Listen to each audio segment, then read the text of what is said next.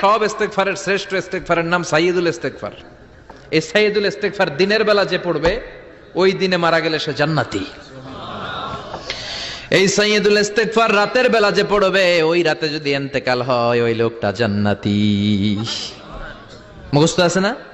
আল্লাহুম্মা আনতা রাব্বি লা ইলাহা ইল্লা আনতা খালাকতানি ওয়া আনা আবদুক ওয়া আনা আলা আহদিকা ওয়া ওয়া'দিকা মাস্তাতা'তু আউযু বিকা মিন শাররি মা সানা'তু।